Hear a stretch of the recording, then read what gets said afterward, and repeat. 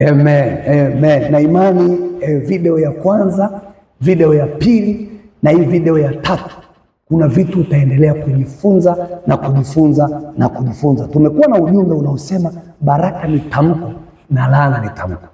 Watu wengi kuna maisha wanayoyaishi kwa sababu ya matamko. Mfano, mimi niko Kilimanjaro. Kwa mkoa wa Kilimanjaro, iwe ni Kibosho, iwe ni Marangu, iwe ni Rombo, pamekuwa na kitu kinachoitwa mila. Na kwa sababu ya mila, angalia, kuna kuhani wa familia. Yule kuhani wa familia ana majina ya familia. Na kwa uzoefu kidogo nilionao na kwa watu ambao nimewapeleleza, wanapoenda kufanya mila kwenye makaburi, hawakosi kitu kinachoitwa nyama, hawakosi kitu kinachoitwa damu, hawakosi kitu kinachoitwa mbege, pombe ya mbege, hawakosi kitu kinachoitwa maziwa. Hivi ni vitu ambavyo wanaenda kuomba, lakini wengine pia wanajani linaloitwa sale, wanaenda kuomba. Sasa pointi yangu nataka unielewe.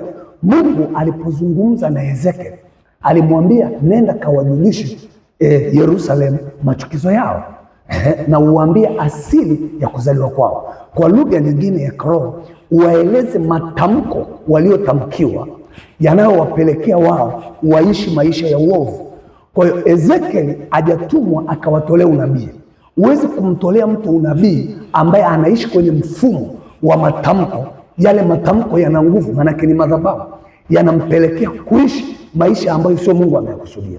Mfano, swala la pombe Kilimanjaro.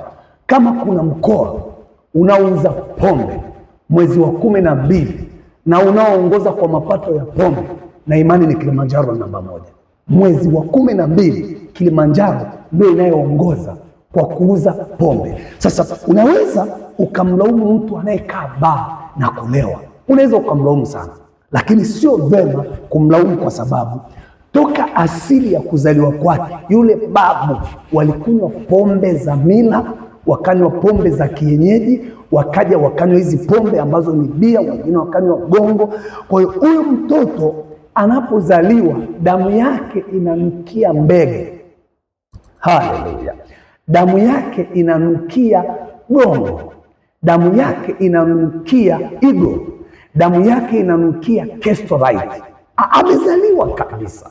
Na ukisoma kwenye kitabu cha Ezekiel 16 kuanzia ule mstari wa kwanza, anasema siku ile nilipozaliwa hakuna jicho lililonihurumia, sikufunikwa na nguo, kitovu changu hakikukatwa, kitovu changu hakikukatwa. Lakini tunafahamu, kama kuna madaktari mnaonitazama hapa, mtoto hawezi kutoka kwenye tumbo la mamake kama hajatenganishwa na kitovu ambacho kilikuwa kinamsaidia kula. Kwa hiyo tunakuja kujifunza kuna vitovu viwili, kuna kitovu cha mwili, kuna kitovu cha kiroho. Kwa sasa huyu mtoto anakuwa tena, inafika mahali ni baba, ni mama, ni bibi anamtuma mbege, labda ni nyumba za jirani, akifika kule naye anaonja. Kumbuka damu yake ni pombe, naye anaonja. Anapokuja kukua, maana yake damu yake yote imechafukwa pombe. Kwa katika ulimwengu wa roho, huyu mtoto atakuwa mtumwa wa baa. Bwana Yesu asifiwe, Bwana Yesu asifiwe. Mimi kabla sijapata neema, pombe nimeshakunywa, na nilikunywa pombe sana. Nilikunywa pombe Valu, konyaji, pombe unazojua zinaitwa pombe, nilikunywa na nilikuwa nakuwa right off. Nilikuja kufuatilia familia, nikapewa historia ya babu yangu. Babu yangu aliitwa Mzee Sawaria. Babu yangu alikuwa ni Bwana Nyuki. Babu yangu alikuwa akitoka Tabora akifika Marangu Mbaya. Maelezo niliyoyapewa, alikuwa anapanga wa mama, anawapa pombe. Lakini ukiangalia baba zangu wadogo wakubwa, pombe imewachakaza. Lakini asante Mungu kwa neema ambayo ameiachilia kwangu. Sasa mimi nimeweza kuchomoka na bado ninaendelea kushughulika na roho za familia za upande wa kina Mtui. Lakini ngoja nikudokezee kitu kingine. Baba yangu alipokutana na mama yangu mzazi, miaka hiyo baba yangu alikuwa na miaka 19 mpaka 20. Alipompa mama mimba, alikimbia, akakimbilia Mbeya. Mama akailea mimba, akanizaa mimi.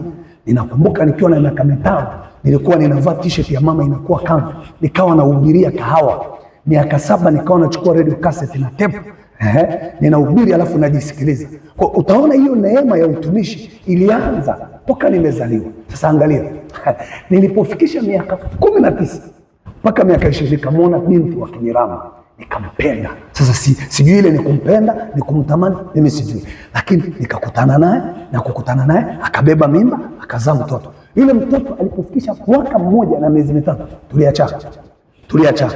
Sasa angalia muda ule ambao baba yangu alinizaa, kipindi hicho na mimi nikapata mtoto.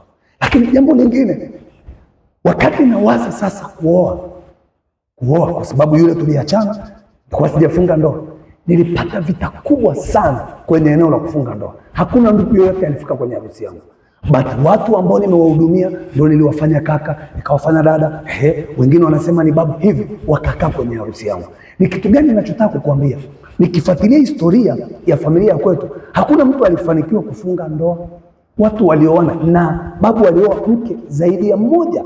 Unaona, kwa katika ulimwengu wa roho, maisha tunayoyaishi ni matamko tuliyotamkiwa. Mfano, unaweza ukawa na mke, unaweza ukawa na mume anachiti, anafanya zinaa, hatulii na mke mmoja, mwanamke hatulii na mwanaume mmoja. Unaweza ukamlaumu na kumlaumu. Usipojua siri kwamba kuna kitovu ambacho hakijakatwa, na hii utaiona kwa mtu anaitwa Daudi kwenye Zaburi ya 51. Ngoja tusome hii Zaburi ya 51. Kuna kitu cha msingi sana ninataka tukione hapa kwa habari ya Daudi. Angalia Zaburi ya 51 mstari wa 1 mpaka wa 5, anasema hivi: Mungu unirehemu sawasawa na fadhili zako, kiasi cha wingi wa rehema zako. Uyafute makosa yangu, unioshe kabisa na uovu wangu, unitakase dhambi zangu. Maana nimejua mimi makosa yangu, na dhambi yangu hii mbele yako daima. Nimekutenda dhambi wewe peke yako, na kufanya maovu mbele ya macho yako. Wewe ujulikanaye kuwa una haki, unenapo, na kuwa safi utoapo hukumu. Angalia pointi yangu ya somo tulilo nalo, mstari wa 5, anasema hivi: tazama, mimi niliumbwa katika hali ya uovu, mama yangu alimchukua mimba hatiani. Maana yake hii toba anayoifanya mfalme Daudi hajaifanya kwa sababu ana mdomo wa kutubu. Alishajua kwamba hichi kilichompelekea kumuua Uria, kuzini na mke wa Uria, kumwaibisha kwenye ufalme. Unaweza ukawa kwenye nafasi nzuri, hujaona watu ni madaktari wazuri, wako klabu, anakaa klabu karupa na kucha. Watu ni potential, wana neema serikalini, lakini wanalewa mpaka wanaaibika. Ni kitu gani ninachotaka nikuambie, mtu wa Mungu? Iwe ni mwanamke umeolewa, usipojua namna ya kukava nafasi yako, ukawa tu naombea, ukapoteza muda kwenye mipasho, naomba nikuambie, kama una mume, hata acha kuzini, hata acha kulewa, utazaa watoto watafata hapo hapo. Daudi alijua, na alipojua akafanya toba. Hatufanyi toba kwa sababu tunalikuwa tukutubu, tunafanya toba kwa sababu tumejua chanzo cha mapito tunayoyapitia na maovu tunayoyafanya.